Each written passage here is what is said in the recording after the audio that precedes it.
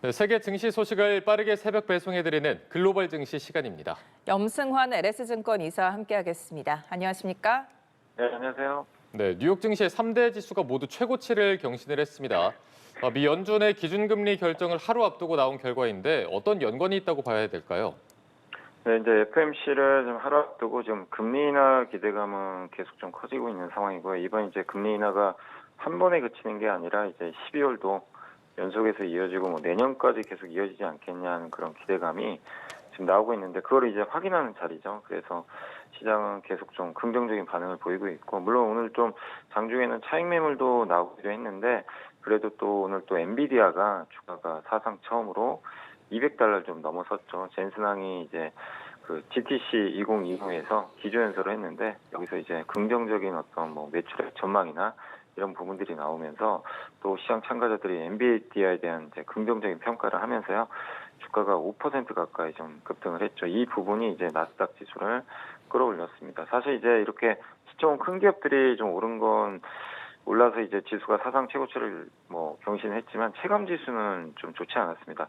S&P 500 기업 중에 상승한 종목은 이제 500개 중에 104개밖에 안 됐거든요. 이제 그만큼 대형주로 좀 쏠림 현상이 좀 심했다. 결국 AI로 인한 어떤 그 상승과 더불어서 FMC 기대감 이 두 가지가 상승을 좀 이끌긴 했지만 일부 좀 많은 기업들에서는 좀 차익 매물이 좀 쏟아지면서 양극화가 굉장히 좀 심해지는 그런 좀 오늘 지수 흐름을 보였다라고 말씀을 드리겠습니다.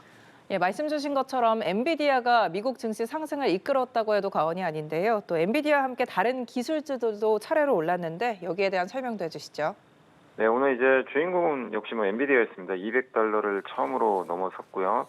지금 젠슨항 CEO가 이제 오늘 GTC 2025에서 뭐 연설했던 부분은 2026년까지 이제 5천억 달러 매출 가시성을 확보할 것 같다. 이제 우리나라 돈으로 700조에 달하는 뭐 막대한 매출이 되겠죠. 이런 부분을 직접 또 언급을 했고 또 AI가 지금 계속해서 이제 성장을 하고 있는데 거기에 이제 자사의 뭐 GPU가 상당히 중요한 역할을 할 수밖에 없다라는 또 자신감을 또 내비쳤습니다. 그리고 이제 에이펙 정상회의에 참석하죠. CEO 서밋에 참석을 하죠.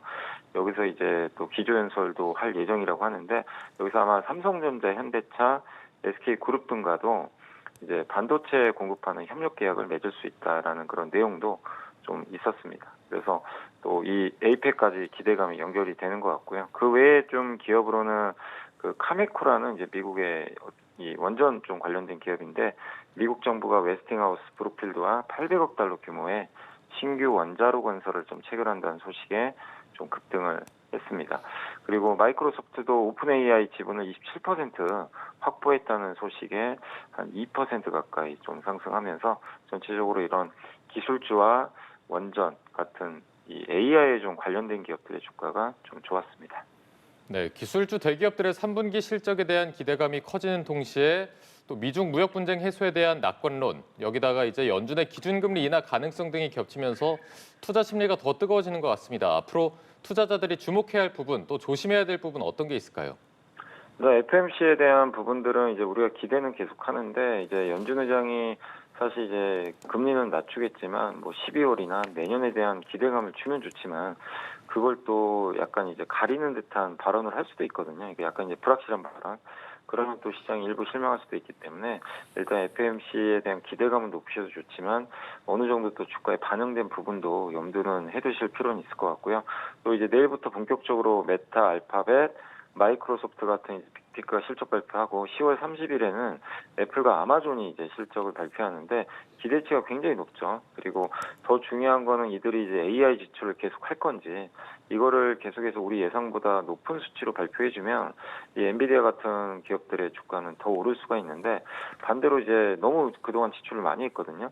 근데 이거를 속도 조절을 좀 일부 하겠다라는 발언을 하면 이게 시장이 또 찬물을 끼얹어 버릴 수가 있습니다. 그래서 일단은 지금 우리가 기대도 하지만 일부 좀 긴장도 할 필요는 있습니다. 그래서 일단 이제 내일이죠. 내일과 이제 모레 있을 그 미국 이 빅테크들의 주요 기업들의 실적까지는 일단 확인을 하면서 보시면 좋겠고 아까 말씀드린 대로 시장이 좀 오르곤 있지만 점점 갈수록 이제 상승 종목 수가 좀 줄고 있거든요. 이제 일부 대형주로 쏠림 현상이 좀 더 심해지고 있기 때문에 이건 좀 긍정적인 부분은 좀 아니겠죠. 그래서 변동성이 또 언제든지 나올 수 있다는 염두에 두시면서 무리하게 이렇게 뭐 미국 증시를 쫓아가는 것보다는 이런 내용들을 확인한 다음에 또 시장을 바라보시면 좋을 것 같습니다.